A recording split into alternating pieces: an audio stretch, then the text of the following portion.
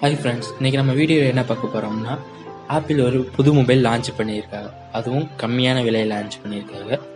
அந்த மொபைல் அந்த கம்மியான விலைக்கு அந்த மொபைல் ஒர்த்தா, அதில் மொபைலில் என்ன ஸ்பெசிஃபிகேஷன் இருக்குது, அதை பற்றி இந்த வீடியோவில் ஃபுல்லாக பார்க்கலாம். இன்னும் நம்ம சேனலுக்கு சப்ஸ்கிரைப் பண்ணலாம், சப்ஸ்கிரைப் பண்ணுங்கள். அப்படியே இந்த வீடியோக்கு ஒரு லைக் பண்ணுங்கள். கடைசி வரை இந்த வீடியோ ஃபுல்லாக பாருங்கள். வாங்க வீடியோக்குள்ளே போகலாம்.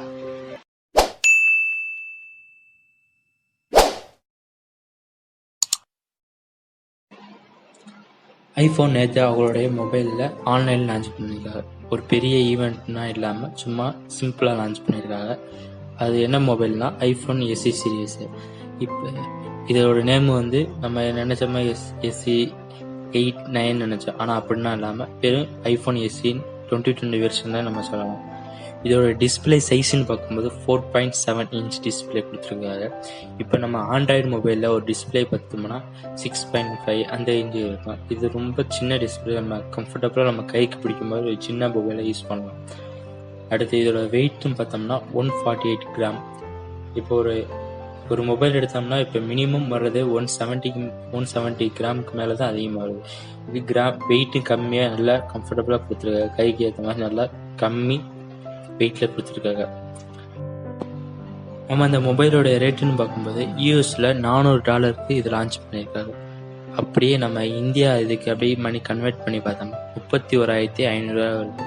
ஆனால் நம்ம இந்தியாவில் அஃபிஷியல் லான்ச் பண்ணியிருக்க ரேட்டு பார்த்தா 42,500.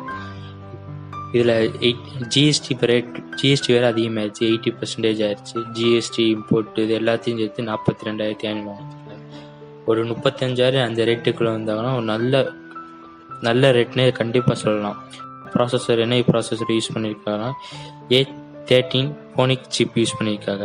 இது நம்ம ஆண்ட்ராய்டு ஃபோனில் இப்போ யூஸ் பண்ணுற ஸ்னாப்ட்ராகன் 855 ப்ளஸ் 865க்கு ஈக்குவலாக இருக்குன்னு சொல்கிறாங்க. பெசல்ஸ் ரொம்ப மேலே கொஞ்சம் பெருசு, கீழே மேலே கொஞ்சம் பெரிய பெசல்ஸ் இருக்குது. கீழே பெசல்ஸில் ஃபிங்கர் பிரிண்ட் ஒரு பட்டன் டைப்பில் ஃபிங்கர் பிரிண்ட் கொடுத்துருக்காங்க. இதோடைய பில் குவாலிட்டி நம்ம பார்க்கும்போது அலுமினியம் ப்ளஸ் கிளாஸ் இது ரெண்டையும் இது பண்ணியிருக்காங்க. இது அப்படியே நம்ம ஐஃபோன் 8 அப்படியே ரீஃப்ரெஷ் 2020 நம்மளுக்கு ரீஃப்ரெஷ் பண்ணி கொடுத்த மாதிரி ஒரு மொபைலாக தான் தெரியுது. கலர் வேரியன்ட் பார்க்கும்போது ஒரு 3 கலர் கொடுத்துருக்காங்க. பிளாக், ஒயிட், ரெட், 3 கலருமே நல்லா இருக்குது. சாஃப்ட்வேர்னு பார்க்கும்போது iOS 13 இப்போ இருக்கலையே இப்போ லேட்டஸ்ட் வெர்ஷன். இது சாஃப்ட்வேர்னா லேட்டஸ்ட் இதுதான். அடுத்து நம்ம கேமரான்னு பார்த்தோம்னா முன்னாடி ஒரு கேமரா, பின்னாடி ஒரு கேமரா கொடுத்துருக்காங்க. சிங்கிள் கேமரா தான். ஃப்ரண்ட் கேமரான்னு பார்க்கும்போது 7 மெகா பிக்சல் தான். பேக் கேமரான்னு பார்க்கும்போது 12 மெகா பிக்சல். அப்பச்சர் 1.8 தான் கொடுத்துருக்காங்க. ஏன்னா ரொம்ப கம்மியாக இருக்குது நம்மளுக்கே தோணும். ஆனால் நம்ம ஐஃபோனில் மெகா பிக்சல் எப்பயுமே கம்மியாக தான் கொடுப்பாங்க. ஆனால் நல்ல ஃபோட்டோ குவாலிட்டி நல்லா இருக்கும். கண்டிப்பாக பார்க்கலாம் ஃபோட்டோ குவாலிட்டி இந்த இருக்குது. அதுவே சாம்பிள்ஸ் 4 கொடுத்துருக்காங்க. அதை பாருங்கள், எப்படி இருக்குன்னு கமெண்ட் பண்ணுங்கள்.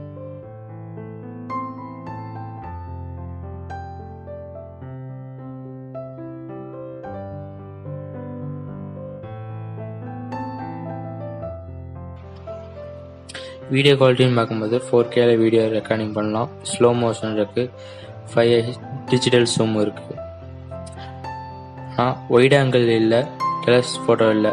இது ரெண்டுக்கும் ஒரு சென்சார் கொடுத்து அது இருந்தால் ஒரு நல்ல மொபைல்னு சொல்லியிருக்கலாம். பேட்ரி கெப்பாசிட்டின்னு பார்த்தோம்னா ஐஃபோன் எப்பயுமே அவங்க பேட்ரி கெப்பாசிட்டியை சொல்லவே மாட்டாங்க. இப்போ என்ன சொல்லியிருக்காங்கன்னா 13 ஹவர்ஸ் நம்ம ஹெவி யூஸுக்கு இருக்குன்னு சொல்லியிருக்காங்க. நல்ல கேம் விளாண்டுட்டு ப்ராசஸ் கேமுக்கு நல்லா சப்போர்ட் பண்ணும். நல்லா நெட் யூஸ் பண்ணோம்னா ஒரு 13 ஹவர்ஸ் நிற்கும். ஆனால் நம்ம நார்மல் யூசேஜ் வெறும் கால் அந்த மாதிரி நார்மல் யூசேஜ் பண்ணோம்னா ஒரு 24 ஹவர்ஸ் கண்டிப்பாக பிடிக்கும். இது இன்னொன்று முக்கியமான விஷயம்னு பார்த்தோம்னா 18 வாட்ஸ் ஃபாஸ்ட் சார்ஜ் சப்போர்ட் இந்த மொபைலில் இருக்குது. ஆனால் நம்மளுக்கு பாக்ஸோடு கொடுக்கும்போது 5 வாட்ஸ் கேபிள் தான் கொடுப்பாங்க. நம்மளுக்கு வேணும்னா நம்ம 18 வாட்ஸ் இதை வாங்கிக்கிறோம். இது ஒரு சின்ன மைனஸ் தோணுது. ஏன்னா 42,500 கொடுத்து வாங்கும்போது இதுவும் அவங்க பாக்ஸ்லேயே கொடுத்துருந்தாலும் நல்லதாக இருக்கும். ஒரு சின்ன செலவு மாதிரியும் இருக்குது.